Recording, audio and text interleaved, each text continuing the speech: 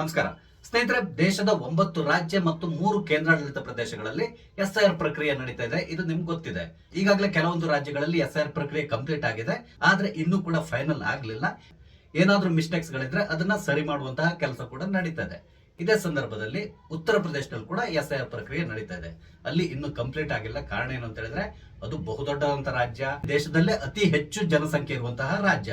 20 ಕೋಟಿಗಿಂತ ಜಾಸ್ತಿ ಜನರು ಈ ರಾಜ್ಯದಲ್ಲಿದ್ದಾರೆ. ಹಾಗಾಗಿ ಈ ರಾಜ್ಯದಲ್ಲಿ ಈ ಎಸ್ಐಆರ್ ಪ್ರಕ್ರಿಯೆ ಸ್ವಲ್ಪ ಸ್ಲೋ ಆಗಿ ನಡೀತಾ ಇದೆ.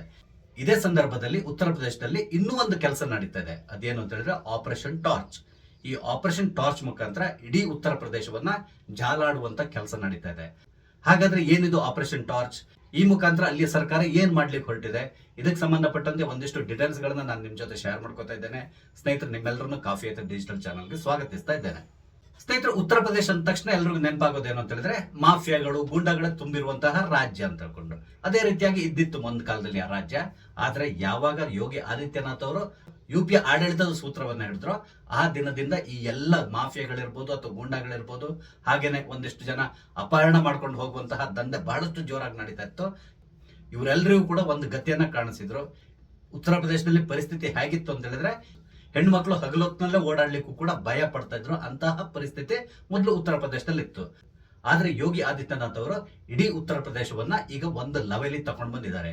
ಈ ಮಾಫಿಯಾಗಳು, ಗೂಂಡಾಗಳು ಇವರೆಲ್ಲರನ್ನು ಕೂಡ ಸದೆ ಬಡಿದಿದ್ದಾರೆ. ನಿಮ್ಗೆ ಗೊತ್ತಿದೆ, ಬಹಳಷ್ಟು ಎನ್ಕೌಂಟರ್ಗಳು ಕೂಡ ನಡೆದಿದೆ. ಹಾಗೇನೆ ಆಪರೇಷನ್ ಲಂಗಡ ಮುಖಾಂತರ ಹಲವಾರು ಜನರನ್ನ ಲಂಗಡ ಮಾಡಿಬಿಟ್ಟಿದ್ದಾರೆ. ಇದೆಲ್ಲವೂ ನಿಮ್ಗೆ ಗೊತ್ತಿರುವಂತಹ ವಿಷಯ. ಇಂತಹ ಉತ್ತರ ಪ್ರದೇಶದಲ್ಲಿ ಯೋಗಿ ಆದಿತ್ಯನಾಥ್ ಅವರ ಸರ್ಕಾರ ಇನ್ನೂ ಒಂದು ಕೆಲಸಕ್ಕೆ ಕೈ ಹಾಕಿದೆ. ಅದೇನು ಅಂತ ಹೇಳಿದ್ರೆ ಆಪರೇಷನ್ ಟಾರ್ಚ್. ಈ ಆಪರೇಷನ್ ಟಾರ್ಚ್ ಮುಖಾಂತರ ಇಡೀ ಉತ್ತರ ಪ್ರದೇಶದಲ್ಲಿರುವಂತಹ ಪ್ರತಿಯೊಬ್ಬರನ್ನು ಕೂಡ ಚೆಕ್ ಮಾಡುವಂತಹ ಕೆಲಸ ನಡೀತಾ ಇದೆ. ಅಂದ್ರೆ ಉತ್ತರ ಪ್ರದೇಶದಲ್ಲಿರುವಂತಹ ಪ್ರತಿಯೊಬ್ಬರ ದಾಖಲೆಗಳನ್ನ ಸಂಪೂರ್ಣವಾಗಿ ವೆರಿಫೈ ಮಾಡ್ತಾ ಇದ್ದಾರೆ. ಇದಕ್ಕಾಗಿ ಪೊಲೀಸ್ ಫೋರ್ಸ್ ಅನ್ನ ಯೋಗಿ ಆದಿತ್ಯನಾಥ್ ಅವರು ಉಪಯೋಗಿಸ್ಕೊಳ್ತಾ ಇದ್ದಾರೆ. ಈ ಆಪರೇಷನ್ಸ್ ಯಾವ ರೀತಿ ನಡೀತಾ ಇದೆ ಅಂತ ಹೇಳಿದ್ರೆ, ಆಯಾ ಪೊಲೀಸ್ ಠಾಣೆಯ ವ್ಯಾಪ್ತಿಯಲ್ಲಿರುವಂತಹ ಪ್ರತಿಯೊಂದು ಮನೆಗೂ ಪೊಲೀಸರು ಭೇಟಿ ಕೊಡ್ತಾ ಇದ್ದಾರೆ. ಆ ಮನೆಯಲ್ಲಿ ಯಾರಿದ್ದಾರೆ, ಆ ಮನೆ ಅವರ ಸ್ವಂತದ್ದ ಅಥವಾ ಬಾಡಿಗೆ ಮನೆನ? ಒಂದ್ ವೇಳೆ ಬಾಡಿಗೆ ಮನೆ ಆಗಿದ್ದಿದ್ರೆ ಈ ಬಾಡಿಗೆದಾರರು ಎಲ್ಲಿಂದ ಬಂದಿದ್ದಾರೆ? ಉತ್ತರ ಪ್ರದೇಶದ ಬೇರೆ ಭಾಗದಿಂದ ಅಲ್ಲಿ ಬಂದಿದ್ದಾರಾ ಅಥವಾ ಬೇರೆ ರಾಜ್ಯದಿಂದ ಅಲ್ಲಿಗೆ ಬಂದಿದ್ದಾರಾ?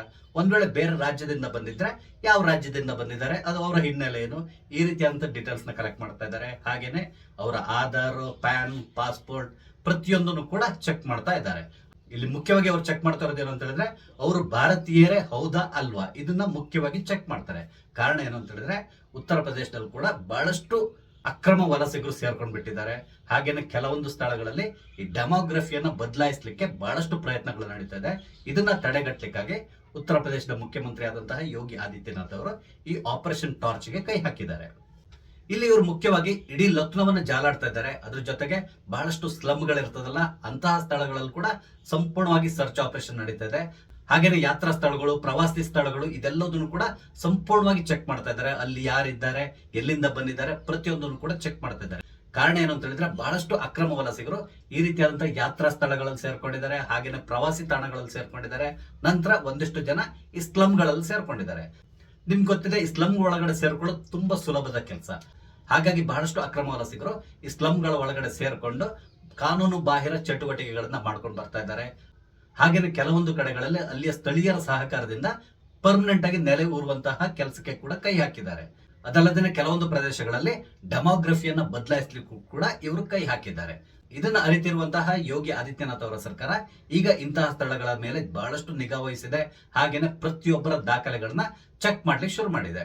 ಒಂದ್ ವೇಳೆ ಅಲ್ಲಿ ಯಾರಾದ್ರೂ ಅಕ್ರಮ ವಲಸಿಗರು ಸಿಕ್ಕಿದ್ರು ಅಂತ ಹೇಳಿದ್ರೆ ತಕ್ಷಣ ಅವ್ರನ್ನ ಹಿಡಿದು ಆಯಾಯ ಜಿಲ್ಲೆಗಳಲ್ಲಿ ಸ್ಥಾಪನೆ ಮಾಡಿರುವಂತಹ ಡಿಟೆನ್ಷನ್ ಸೆಂಟರ್ ಗಳಿಗೆ ಅವ್ರನ್ನ ಕಳಿಸ್ಕೊಡ್ತಾ ಇದ್ದಾರೆ. ನಂತರ ಮುಂದಿನ ದಿನಗಳಲ್ಲಿ ಯಾವ ರೀತಿಯಾದಂತಹ ಕ್ರಮವನ್ನು ಕೈಗೊಳ್ಳಬೇಕು ಆ ರೀತಿಯಾದಂತಹ ಕ್ರಮವನ್ನ ಯೋಗಿ ಆದಿತ್ಯನಾಥ್ ಅವರ ಸರ್ಕಾರ ಕೈಗೊಳ್ತದೆ. ಇಲ್ಲಿ ಆಶ್ಚರ್ಯ ಆಗುದೇನು ಅಂತ ಹೇಳಿದ್ರೆ, ಯುಪಿಯಲ್ಲಿ ಈ ರೀತಿಯಾದಂತಹ ಕೆಲಸ ನಡೀತಾ ಇದ್ರು ಕೂಡ ಅಲ್ಲಿಯ ಜನತೆ ಇಲ್ಲಿವರೆಗೂ ಕೂಡ ಇದರ ವಿರುದ್ಧವಾಗಿ ಮಾತಾಡಿಲ್ಲ ಅಥವಾ ಪ್ರತಿಭಟನೆಯನ್ನು ಕೂಡ ನಡೆಸಲಿಲ್ಲ. ಅದಕ್ಕೆ ಬದಲಾಗಿ ಸಂಪೂರ್ಣವಾದಂತಹ ಸಹಕಾರವನ್ನ ಪೊಲೀಸ್ ಇಲಾಖೆ ಕೊಡ್ತಾ ಇದೆ. ಎಲ್ಲಿವರೆಗೆ ಅಂತ ಹೇಳಿದ್ರೆ, ಒಂದ್ ವೇಳೆ ಅವರಿಗೆ ಬೇರೆ ಯಾರ ಮೇಲಾದ್ರೂ ಡೌಟ್ ಇದ್ರೆ, ಅಂದ್ರೆ ಯಾರೋ ಒಬ್ಬ ಬಂದ ಅಲ್ಲಿ ಬಾಡಿಗೆ ಮನೆ ಮಾಡಿರ್ತಾನೆ, ಆತ ಮಾತಾಡುವಂತ ರೀತಿ ಬೇರೆ ಇರ್ತದೆ, ಆತನ ವೇಷಭೂಷಣ ಬೇರೆ ತರ ಇರ್ತದೆ, ಅಥವಾ ಇವರಿಗೆ ಒಂದು ಡೌಟ್ ಬರ್ಬೋದು, ಆತ ನಮ್ಮ ದೇಶದವನಲ್ಲ, ಪಕ್ಕದ ದೇಶದಿಂದ ಬೇಲಿ ಹಾರ್ಕೊಂಡು ಬಂದಿರಬಹುದು. ಈ ರೀತಿಯಾದಂತಹ ಡೌಟ್ ಏನಾದ್ರು ಇದ್ರೆ ತಕ್ಷಣ ಅವರು ಪೊಲೀಸರಿಗೆ ಇನ್ಫಾರ್ಮ್ ಮಾಡ್ತಾ ಇದ್ದಾರೆ. ಪೊಲೀಸರು ಕೂಡ ಇವ್ರನ್ನ ಸಂಪೂರ್ಣವಾಗಿ ಚೆಕ್ ಮಾಡಿ ಒಂದ್ ವೇಳೆ ಆತ ಅಕ್ರಮ ವಲಸಿಗ ಅಂತ ಹೇಳಿದ್ರೆ ಎಲ್ಲಿ ಕಳಿಸ್ಕೊಡ್ಬೇಕು ಅಲ್ಲಿ ಕಳಿಸ್ಕೊಡ್ತಾ ಇದ್ದಾರೆ. ಅಂದ್ರೆ ಅಲ್ಲಿಯ ಜನತೆ ಕೂಡ ತುಂಬಾ ಅಲರ್ಟ್ ಆಗಿದ್ದಾರೆ. ಒಂದ್ ವೇಳೆ ಈ ಅಕ್ರಮ ವಲಸಿಗರು ಇಲ್ಲಿ ಬಂದು ಸೇರ್ಕೊಂಡ್ರೆ ನಮ್ಗೆ ಮುಂದಿನ ದಿನಗಳಲ್ಲಿ ಸಮಸ್ಯೆ ಉಂಟು ಮಾಡ್ತಾರೆ. ಹಾಗಾಗಿ ಇವ್ರನ್ನ ನಾವು ಯಾವುದೇ ಕಾರಣಕ್ಕೆ ಇಲ್ಲಿ ಒಳ ಬಿಟ್ಕೊಳ್ಬಾರದು. ಈ ರೀತಿಯಾದಂತಹ ಅವೇರ್ನೆಸ್ ಅಲ್ಲಿಯ ಜನತೆಗೆ ಬರ್ತಾ ಇದೆ. ನಿಮ್ಗೆ ಗೊತ್ತಿದೆ, ಸಾಮಾನ್ಯವಾಗಿ ಈ ರೀತಿಯಾದಂತಹ ಅಕ್ರಮ ವಲಸಿಗರು ಬಂದಾಗ ಮೊದಲು ಮಾಡುವ ಕೆಲಸ ಏನು, ನಮ್ಮ ಜೊತೆ ಸೇರ್ಕೊಂಡ್ ಬಿಡ್ತಾರೆ. ನಾವು ಏನ್ ಹೇಳಿದ್ರು ಕೇಳ್ತಾರೆ, ನಮ್ ಜೊತೆ ಅತ್ಯಂತ ಆತ್ಮೀಯವಾಗಿ ಬೆರೀತಾರೆ. ಎಲ್ಲಿವರೆಗೆ ಅಂದ್ರೆ ಇವರ ಸಂಖ್ಯೆ ಸ್ವಲ್ಪ ಜಾಸ್ತಿ ಆಗುವವರೆಗೆ ತುಂಬಾ ಚೆನ್ನಾಗಿ ಇರ್ತಾರೆ. ಒಮ್ಮೆ ಇವರ ಸಂಖ್ಯೆ ಜಾಸ್ತಿ ಆಯ್ತು ಅಂತ ಹೇಳಿದ್ರೆ ನಮ್ಮನ್ನ ಅಲ್ಲಿಂದ ಓಡಿಸ್ಲಿಕ್ಕೆ ಏನೆಲ್ಲ ಬೇಕೋ ಎಲ್ಲಾ ಪ್ರಯತ್ನಗಳನ್ನ ಮಾಡ್ಲಿಕ್ಕೆ ಶುರು ಮಾಡ್ತಾರೆ. ನಾನು ಪಶ್ಚಿಮ ಬಂಗಾಳ ಸಂಬಂಧಪಟ್ಟಂತೆ ಹಲವಾರು ವಿಡಿಯೋಗಳನ್ನು ನೋಡಿದ್ದೇನೆ, ಹಾಗೆ ಹಲವಾರು ರಿಪೋರ್ಟ್ ಗಳನ್ನು ಕೂಡ ಓದಿದ್ದೇನೆ. ಅಲ್ಲಿ ಈ ಅಕ್ರಮ ವಲಸಿಗರು ಅಂದ್ರೆ ಬಾಂಗ್ಲಾದಿಂದ ಬಂದಿರುವಂತವ್ರು ಇರ್ಬೋದು ಅಥವಾ ರೋಹಿಂಗ್ಯಾಗಳಿರ್ಬೋದು, ಇವರು ಬೇಲಿ ಹಾರ್ಕೊಂಡು ಬಂದು ಅಲ್ಲಿಯ ಸ್ಥಳೀಯ ಮುಸಲ್ಮಾನರ ಜೊತೆ ಸೇರ್ಕೊಂಡು ಅಲ್ಲಿರುವಂತಹ ಸ್ಥಳೀಯ ಹಿಂದೂಗಳಿಗೆ ಯಾವ ರೀತಿಯಾದಂತಹ ಸಮಸ್ಯೆಗಳನ್ನ ಒಡ್ಡುತ್ತಾರೆ ಅನ್ನೋದು ನಾವು ನೋಡಿದ್ದೇವೆ. ಎಲ್ಲಿವರೆಗಂದ್ರೆ ಇವರು ನೆಮ್ಮದಿಯಾಗಿ ತಮ್ಮ ಮನೆ ಒಳಗಡೆ ಪೂಜೆ ಕೂಡ ಮಾಡ್ಲಿಕ್ಕೆ ಇವ್ರು ಬಿಡೋದಿಲ್ಲ. ನೀವು ಪೂಜೆ ಮಾಡಿದ್ರೆ ನಮ್ಗೆ ನಮಾಜ್ ಮಾಡ್ಲಿಕ್ಕೆ ಕಷ್ಟ ಆಗ್ತದೆ, ನಮಾಜ್ ಮಾಡ್ಲಿಕ್ಕೆ ಸಮಸ್ಯೆ ಉಂಟಾಗ್ತದೆ. ಈ ರೀತಿಯಾಗಿ ತೊಂದರೆ ಕೊಡ್ತಾ ಇರುವಂತಹ ಬಹಳಷ್ಟು ಜನರು ಪಶ್ಚಿಮ ಬಂಗಾಳದಲ್ಲಿ ಸೇರ್ಕೊಂಡಿದ್ದಾರೆ. ಹಾಗಾಗಿ ಉತ್ತರ ಪ್ರದೇಶದಲ್ಲಿ ಕೂಡ ಈ ರೀತಿ ಆಗ್ಬಾರ್ದು ಅಂತ ತಕೊಂಡು ಈಗ ಯೋಗಿ ಆದಿತ್ಯನಾಥ್ ಅವರು ಇಡೀ ಉತ್ತರ ಪ್ರದೇಶವನ್ನೇ ಜಾಲಾಡ್ಲಿಕ್ಕೆ ಶುರು ಮಾಡಿದ್ದಾರೆ. ಇದರಲ್ಲಿ ಈಗಾಗಲೇ ಬಹಳಷ್ಟು ಜನ ಸಿಕ್ಕಾಕೊಂಡಿದ್ದಾರೆ. ಅವರೆಲ್ಲರನ್ನು ಡಿಟೆನ್ಷನ್ ಸೆಂಟರ್ ಈಗಾಗಲೇ ಶಿಫ್ಟ್ ಮಾಡಿದ್ದಾರೆ. ಮುಂದಿನ ದಿನಗಳಲ್ಲಿ ಅವರೆಲ್ಲರನ್ನು ಕೂಡ ಅವರವರ ದೇಶಕ್ಕೆ ಡಿಪೋರ್ಟ್ ಮಾಡುವಂತ ಕೆಲಸಕ್ಕೆ ಅಲ್ಲಿಯ ಸರ್ಕಾರ ಕೈ ಹಾಕ್ತದೆ. ಒಂದ್ ವೇಳೆ ಇದೇ ಕೆಲಸವನ್ನು ನಮ್ಮ ರಾಜ್ಯದಲ್ಲಿ ಏನಾದ್ರೂ ನಮ್ಮ ಸರ್ಕಾರ ಕೈಗೊಂಡಿದ್ದಿದ್ರೆ ಯಾವ ರೀತಿಯಾದಂತಹ ಪರಿಸ್ಥಿತಿ ನಿರ್ಮಾಣ ಆಗ್ತಾ ಇತ್ತು, ಜಸ್ಟ್ ಯೋಚನೆ ಮಾಡಿ. ನಮ್ಮ ರಾಜ್ಯದಲ್ಲಿರುವಂತಹ ಒಂದಿಷ್ಟು NGOಗಳು ರಸ್ತೆಗೆ ಬರ್ತಾ ಇದ್ರು, ಹಾಗೇನೆ ಅಲ್ಪಸಂಖ್ಯಾತರ ಪರವಾಗಿ ಮಾತಾಡುವಂತಹ ಒಂದಿಷ್ಟು ಬುದ್ಧಿಜೀವಿಗಳು ಕೂಡ ರಸ್ತೆಗಿಳಿತಾ ಇದ್ರು. ಇಲ್ಲಿ ಮಾನವ ಹಕ್ಕುಗಳ ಉಲ್ಲಂಘನೆ ಆಗ್ತಾ ಇದೆ, ಜನರಿಗೆ ಅನಾವಶ್ಯಕವಾಗಿ ತೊಂದರೆ ಕೊಡ್ತಾ ಇದ್ದಾರೆ. ಇವರು ಒಂದು ಸಮುದಾಯದವ್ರನ್ನ ಟಾರ್ಗೆಟ್ ಹಾಕೊಂಡು ಈ ರೀತಿಯಾದಂತಹ ಕೆಲಸವನ್ನ ಮಾಡ್ತಾ ಇದ್ದಾರೆ. ಹೀಗೆ ತರಹೇವಾರಿ ಕಂಪ್ಲೇಂಟ್ ಗಳನ್ನ ಮಾಡ್ಕೊಂಡು ರಸ್ತೆಯಲ್ಲಿ ನಿಂತ್ಕೊಂಡು ಘೋಷಣೆಗಳನ್ನ ಕೂಗ್ತಾ ಇದ್ರು. ಹಾಗೇನೆ ಈ ಕೆಲಸ ಸುಸೂತ್ರವಾಗಿ ನಡೀಲಿಕ್ಕೆ ಬಿಡ್ತಾನೆ ಇರಲಿಲ್ಲ ಅಂತ ಹೇಳ್ಬಹುದು. ಅಥವಾ ಏನಾದ್ರೂ ಮಾಡಿ ಕೋರ್ಟಿಗೆ ಹೋಗಿ ಇದಕ್ಕೆ ತಡೆಯಾಜ್ಞೆಯನ್ನ ತಗೊಂಡ್ ಬರ್ತಾ ಇದ್ರು. ಆದ್ರೆ ಉತ್ತರ ಪ್ರದೇಶದಲ್ಲಿ ಆ ರೀತಿ ನಡೀತಾ ಇಲ್ಲ. ಅಲ್ಲಿಯ ಜನರು ಕೂಡ ಸಂಪೂರ್ಣವಾದಂತಹ ಸಹಕಾರವನ್ನ ಸರ್ಕಾರಕ್ಕೆ ಕೊಡ್ತಾ ಇದ್ದಾರೆ. ಕಾರಣ ಏನು ಅಂತ ಹೇಳಿದ್ರೆ, ಈ ಅಕ್ರಮ ವಲಸಿಗರನ್ನ ಒಂದ್ ವೇಳೆ ತಮ್ಮ ಊರಲ್ಲಿ ಇಟ್ಕೊಂಡ್ರೆ ಮುಂದಿನ ದಿನಗಳಲ್ಲಿ ನಮ್ಮನ್ನೇ ಈ ಊರಿಂದ ಓಡಿಸುವಂತಹ ಸಾಧ್ಯತೆ ಇರ್ತದೆ. ಆದ್ರಿಂದಾಗಿ ಯಾವುದೇ ಕಾರಣಕ್ಕೂ ಈ ಅಕ್ರಮ ವಲಸಿಗರ ಸಾಹಸವೇ ನಮ್ಗೆ ಬೇಡ ಅಂತೇಳಿ ಈಗ ಉತ್ತರ ಪ್ರದೇಶದ ಜನತೆ ಪೊಲೀಸರ ಜೊತೆ ಕೈ ಜೋಡಿಸಿದ್ದಾರೆ. ಹಾಗೇನೆ ಪೊಲೀಸರು ಕೂಡ ನಿರಾತಂಕವಾಗಿ ಈ ಕೆಲಸವನ್ನು ಮುಂದುವರ್ಸ್ಕೊಂಡು ಹೋಗ್ತಾ ಇದ್ದಾರೆ. ಈಗ ಉತ್ತರ ಪ್ರದೇಶದಲ್ಲಿ ನಡೀತಾ ಇರುವಂತಹ ಈ ಆಪರೇಷನ್ ಟಾರ್ಚ್ ಏನಿದೆ, ಅದು ಮುಂದಿನ ದಿನಗಳಲ್ಲಿ ಇನ್ನೂ ಕೆಲವೊಂದು ರಾಜ್ಯಗಳಲ್ಲಿ ನಡೆಯುವಂತ ಸಾಧ್ಯತೆ ಇರ್ತದೆ. ಎಲ್ಲೆಲ್ಲ ಸಮಸ್ಯೆ ಇರ್ತದೆ, ಹಾಗೇನೆ ಯಾವ್ದೆಲ್ಲ ಗಡಿ ರಾಜ್ಯಗಳಿದೆಯೋ ಆ ಗಡಿ ರಾಜ್ಯಗಳಲ್ಲಿ ಖಂಡಿತವಾಗಿಯೂ ಈ ರೀತಿಯಾದಂತಹ ಪ್ರಕ್ರಿಯೆ ನಡೀಲೇಬೇಕಾಗ್ತದೆ.